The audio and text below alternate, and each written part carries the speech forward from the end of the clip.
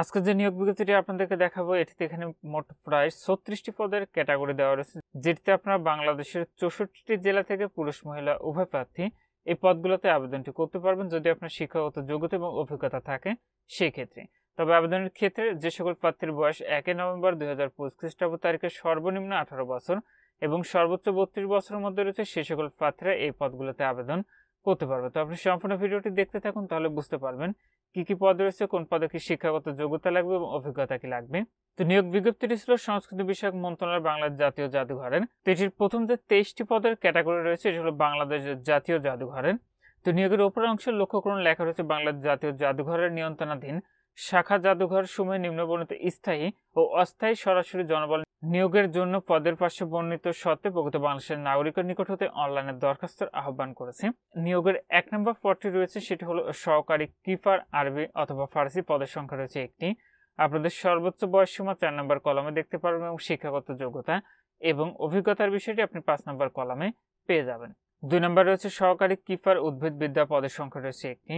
3 নম্বর পদটি হচ্ছে সহকারী কিপার ইতিহাস অথবা ধ্রুপদী শিল্পকলা, পদের সংখ্যা রয়েছে একটি। 4 নম্বর পদটি হচ্ছে প্রশাসনিক কর্মকর্তা, পদের সংখ্যা রয়েছে একটি। 5 নম্বর পদটি হচ্ছে প্রকাশনা অফিসার, পদের সংখ্যা রয়েছে একটি। 6 নম্বর পদটি হচ্ছে উপসহকারী প্রকৌশলী পুরকৌশল, পদের সংখ্যা রয়েছে একটি। 7 নম্বর পদটি রয়েছে সুপারভাইজার, পদের সংখ্যা রয়েছে একটি। 8 নম্বর পদটি রয়েছে টেক্সিডামিস্ট, পদের সংখ্যা রয়েছে একটি। 9 নম্বর পদটি হচ্ছে ড্রাফটসম্যান, পদের সংখ্যা রয়েছে 2টি। 10 নম্বর পদটি রয়েছে প্রদর্শক ও প্রভাষক, পদের সংখ্যা রয়েছে একটি। 11 নম্বর পদটি হচ্ছে সার্টিফিকেট কাম কম্পিউটার অপারেটর, পদের সংখ্যা রয়েছে একটি।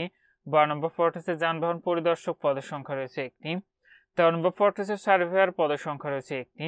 14 নম্বর পদটি হচ্ছে উচ্চমান সহকারী, পদের সংখ্যা রয়েছে 2টি। 15 নম্বর পদটি হচ্ছে প্রকাশনা সহকারী, পদের সংখ্যা রয়েছে একটি। 16 নম্বর পদটি হচ্ছে সংরক্ষণ সহকারী, পদের সংখ্যা রয়েছে একটি। 17 নম্বর পদটি হচ্ছে কারিগরি সহকারী সংরক্ষণ, পদের সংখ্যা রয়েছে একটি। 18 নম্বর পদটি হচ্ছে ক্যাশিয়ার, পদের সংখ্যা রয়েছে একটি। 19 নম্বর পদটি হচ্ছে সাব স্টেশন মেকানিক, পদের সংখ্যা রয়েছে 2টি। 20 নম্বর পদটি হচ্ছে অভ্যন্তরণকারী, পদের সংখ্যা রয়েছে 2টি। 21 নম্বর পদটি হচ্ছে বিক্রয় সহকারী, পদের সংখ্যা রয়েছে একটি। 22 নম্বর পদটি হচ্ছে রেকর্ড কিপার, পদের সংখ্যা রয়েছে একটি।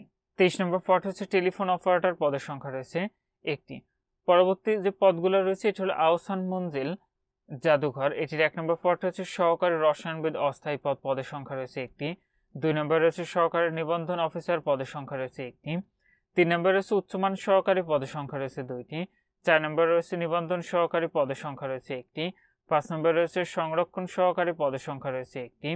6 নম্বর রয়েছে অফিস সহকারী কাম কম্পিউটার মুদ্রাক্ষরিক, পদের সংখ্যা রয়েছে একটি। 7 নম্বর পদটি হচ্ছে হিসাব সহকারী কাম কম্পিউটার মুদ্রাক্ষরিক, পদের সংখ্যা রয়েছে একটি। পরবর্তী রয়েছে জিয়া স্মৃতি জাদুঘর চট্টগ্রামের, এটির 1 নম্বর পদটি রয়েছে সহকারী কিপার, পদের সংখ্যা রয়েছে একটি।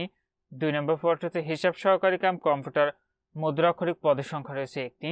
পরবর্তী রয়েছে ওসমানী জাদুঘর সিলেটে, এটিতে একটি পদের ক্যাটাগরি রয়েছে সেটা হলো কেয়ারটেকার কাম ইউডিএ অস্থায়ী, পদের সংখ্যা রয়েছে একটি।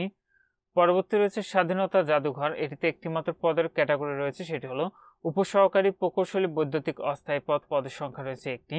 পরবর্তী রয়েছে সাংবাদিক কাঙ্গাল হরিনাথের স্মৃতি মিউজিয়াম কুষ্টিয়া, এটিতে 2টি পদের ক্যাটাগরি রয়েছে, একটি রয়েছে সহকারী কিপার জাতিতত্ত্ব ও অলঙ্কারকরণ শিল্পকলা অস্থায়ী পদ, পদের সংখ্যা রয়েছে একটি।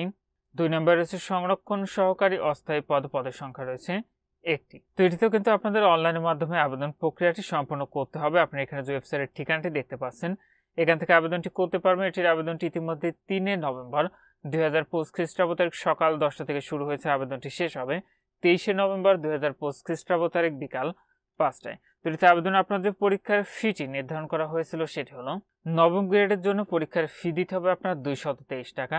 দশম গ্রেডের জন্য আপনাদের পরীক্ষার ফি দিতে হবে 223 টাকা।